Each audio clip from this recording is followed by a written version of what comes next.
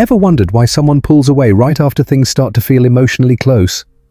Hi, I'm Jim Rohn, and if you've ever been left confused by an avoidant partner or friend who seemed to disappear just as the relationship was deepening, you're not alone. This video is for you. Because today, we're diving deep into a psychological pattern that leaves many people feeling rejected, abandoned, or just completely lost: the avoidant reaction to unexpected closeness. Avoidants are often misunderstood. People think they're cold or uncaring, but that's not the full picture. The truth is, many avoidant individuals do want connection. They want intimacy. But closeness, especially when it arrives suddenly or intensely, can feel overwhelming, even threatening. And their response is rarely rational. It's a reflex pull away, shut down, regain space.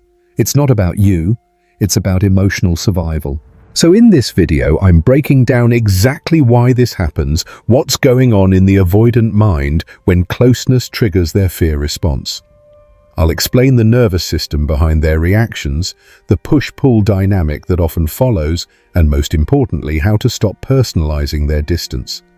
You'll learn what to do and what not to do when someone with avoidant tendencies suddenly detaches after a moment of intimacy. And if you've ever thought, did I say too much? Was I too needy? What did I do wrong? This is going to bring you some much-needed clarity.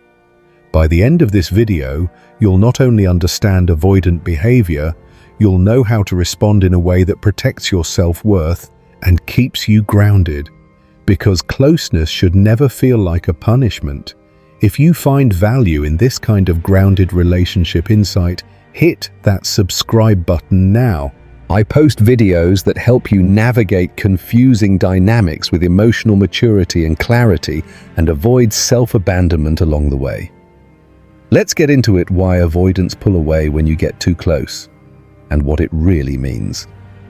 Let's talk about what actually triggers avoidant behavior when things start to get close, especially when that closeness isn't expected, because it's not always the deep, heavy conversations that set them off. Sometimes it's the small, sincere moments that to someone securely attached would feel warm or connecting, that send an avoidant into shutdown mode. And if you don't know what's happening, you're left wondering what you did wrong.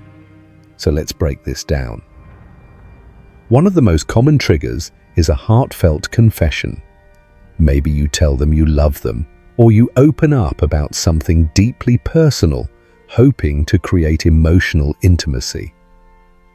Now, for a securely attached person, this kind of vulnerability invites connection. But for an avoidant, that same moment can feel like a spotlight suddenly turns on. Their brain interprets it as pressure expectation. And with that expectation comes fear. Fear of not being able to meet your emotional needs, fear of being trapped, fear that they now have to expose more of themselves than they're ready for. So instead of leaning in, they pull back, often abruptly. Another trigger is a sudden shift in the relationship dynamic. Maybe things start to feel more serious without a lot of discussion, like spending more nights together, talking about future plans, or introducing each other to family. These moments, while normal and even exciting for some, can cause an avoidant to feel like they're losing control of the pace. They may start to panic even if things were going smoothly before. That panic doesn't always look loud. It might just be subtle distancing, ghosting, or picking fights. But it's their way of hitting the brakes. Real-life examples help make this clearer. Picture this. You're lying in bed after a great night together and you look over and say, "I feel really close to you lately. I love how open we've become." What feels like a sweet moment to you might suddenly lead to silence. And then the next day, they're distant. Or let's say you surprise them with a kind gesture, a small gift, a heartfelt card, a last-minute weekend trip. What feels thoughtful to you can land as too much for them. Again, not because they don't care, but because it pokes at something deeper, the fear of being engulfed. Even spontaneous physical affection can be triggering. You reach for their hand in public or pull them close unexpectedly. For someone who has learned to protect their independence and space, even that gentle touch can spark discomfort. They might smile, go along with it in the moment, but then slowly begin to withdraw after. The shift is subtle, but if you're tuned in, you'll feel it. And here's the most important part. None of this means your closeness was wrong. But it does mean that avoidant individuals interpret intimacy differently. What feels connecting to you can feel threatening to them, not because of you, but because of old patterns they haven't yet healed. Understanding that helps you take it less personally, and more importantly, it helps you stop chasing. Now let's dig into what's actually happening inside an avoidant when they're faced with unexpected closeness. Because the truth is, they're not just being cold or distant for no reason. There's a real internal conflict going on, one that's often invisible to the people closest to them. And if you don't understand that, you'll end up taking their behavior personally, blaming yourself, or trying harder to fix things that were never about you to begin with. At the core of this internal conflict is a deep, unresolved tension between desire and fear. On one hand, most avoidants want connection. They want to feel close, to be loved, to share life with someone. But on the other hand, closeness triggers discomfort. It stirs up old emotional memories, times when intimacy felt unsafe, unreliable, or suffocating. So when they start to feel close to someone, a kind of emotional alarm goes off. Their nervous system floods with signals that say, "This is dangerous. You're losing control. Back away." And most of the time that response is automatic. They don't even fully understand it themselves. This is where the emotional roller coaster begins. Suddenly they might feel overwhelmed, like they're being pulled into something faster or deeper than they're ready for. That overwhelm doesn't always show up as panic. Sometimes it looks like irritability. Sometimes it shows up as withdrawal, sarcasm, or even ghosting. But underneath those behaviors is fear. Fear of being needed too much. Fear of failing someone emotionally. And maybe most of all, fear of being seen. Because to be truly seen is to be vulnerable. And vulnerability was never a safe experience for them. Along with this fear comes the strong desire to regain control. Avoidants thrive on autonomy, so when closeness arrives too quickly or unexpectedly, they feel like they're losing their grip on themselves. That can lead to defensiveness, shutting down emotionally, dismissing the moment, or creating distance through criticism or silence. It's not because they don't care. It's because caring is scary and closeness feels like a risk they can't fully assess. Their inner dialogue might sound something like, "This is too much. I need space. I don't know if I can do this." And all of that fear, overwhelmed discomfort creates anxiety. It may not look like the kind of anxiety we often talk about. It's not always racing thoughts or full-blown panic attacks. Sometimes it's a low-level sense of unease, a desire to escape, a need to get back to normal by creating emotional space. That's why avoidants often feel relief after pulling away. It restores their sense of emotional control. But of course, this can be deeply painful for the person who just shared something real and vulnerable. Understanding this internal struggle helps you see the behavior for what it is. A defense mechanism, not a rejection. It helps you step out of the cycle of chasing and proving and into a position of clarity. Because when you know it's not you, you can stop trying to fix their fear and start deciding what you need in the face of it. So what does all that internal conflict actually look like on the outside? Let's talk about the behavioral side of avoidant attachment, what they do when they feel that rising discomfort in response to closeness. Because you can feel like things are going well, and then suddenly it's like the air shifts.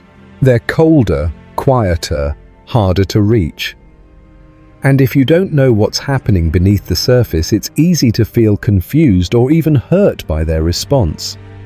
So let's walk through some of the common behaviors that show up when an avoidant gets triggered by closeness. The most common response is withdrawal. This can take different forms. Maybe they stop texting as much. Maybe they don't return your call. Maybe they're physically present but emotionally checked out. There's this subtle pulling away, this drop in intimacy that's hard to name but easy to feel. It's not always dramatic. It might just feel like they've put up a wall. And often that's exactly what they've done. They're creating space to manage their internal discomfort, even if they don't fully understand why they feel it. Some avoidants go a step further and start to disengage from the relationship entirely. You might notice they suddenly get very busy with work hobbies or alone time. They stop making plans or they cancel at the last minute. They'll say things like, "I just need some space," or "I've got a lot on my mind." These statements might be true, but what's also true is that emotional closeness has triggered their self-protection mode. They're not trying to punish you. They're trying to find relief from the pressure of connection. In other cases, the avoidant doesn't just shut down, they push back. This is where you might see irritation, defensiveness, or even arguments that seem to come out of nowhere. You express a feeling or need, and suddenly they're annoyed, even hostile. This can feel deeply invalidating if you're just trying to connect. But again, this behavior usually isn't about you. It's a subconscious defense mechanism. Their brain is telling them they're in danger, not physically but emotionally.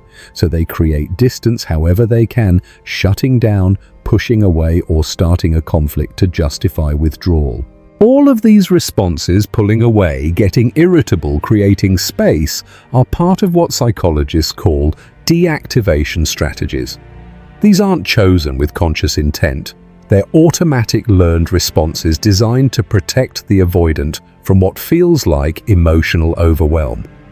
And that's important to understand. Because if you assume they're doing it on purpose to hurt you, you'll either chase them harder or react from your own wounds.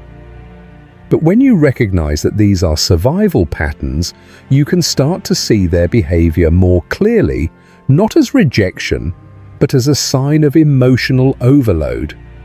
That doesn't mean you excuse it. You still get to name your needs and protect your peace. But seeing their behavior as self-protection, not sabotage, puts you in a position of emotional power. It helps you stop reacting and start choosing how you want to respond. And that's where real relational strength begins. When you're in a relationship with someone who has an avoidant attachment style, one of the trickiest situations to handle is what I call unexpected closeness. These are the moments when vulnerability or emotional intimacy shows up suddenly, sometimes even by accident, and the avoidant partner shuts down, pulls away, or changes their behavior in a way that leaves you feeling confused or hurt. The question is, what do you do in those moments? How do you respond without losing yourself over-explaining or falling into anxious habits like chasing, blaming, or fixing? First, the most important thing you can do is slow down. Your nervous system will likely be activated too, especially if you lean anxious. You might feel tempted to close the gap, to ask what's wrong, to fix the vibe. But reacting impulsively often backfires with an avoidant partner. Remember, they're already overwhelmed by closeness. What they need is space to regulate, not more emotional pressure. That doesn't mean you disappear or pretend like nothing happened. It means you respond with intention, not panic. One practical step you can take is to name the shift calmly. You might say something like, "I noticed some distance between us after we had that really connecting conversation. I just want to check in. Are you feeling okay?"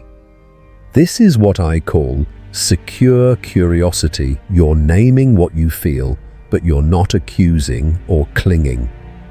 you're giving them a chance to reflect and respond without activating their defenses. Sometimes just that small acknowledgement can create an opening. Next, be willing to express your needs assertively without guilt. Avoidants aren't mind readers, and they often don't realize how their withdrawal affects others. Instead of hoping they'll figure it out, try something simple and clear. I value emotional connection, and when things suddenly shift, I start to feel unsure. It's important to me to talk through those moments, even if they're uncomfortable. This is not a demand. It's a boundary rooted in your self-respect. You're saying I won't chase you, but I also won't abandon my emotional needs. Boundaries are essential here. One of the most common traps people fall into is softening their needs or shrinking themselves to avoid triggering the avoidant partner. But long-term, that only breeds resentment. Healthy relationships don't require walking on eggshells. A boundary might sound like, if we go quiet after moments of closeness, I need to know we can reconnect and talk about it. If that's not possible, I don't think I'll feel secure in this dynamic. Again, you're not threatening, you're clarifying what you need to stay emotionally well.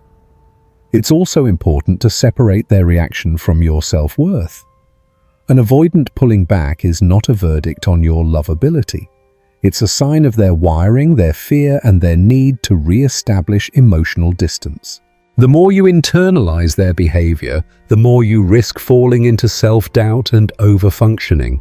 Instead, remind yourself, their discomfort with closeness is not a reflection of my value. Your job is to respond with awareness, not to fix their discomfort at the cost of your own emotional peace. And finally, don't be afraid to seek professional help. Navigating attachment wounds, whether your own or a partner's, isn't easy. If you find yourself repeatedly in relationships where closeness leads to chaos, or if you feel stuck between longing and rejection, therapy can be a powerful tool.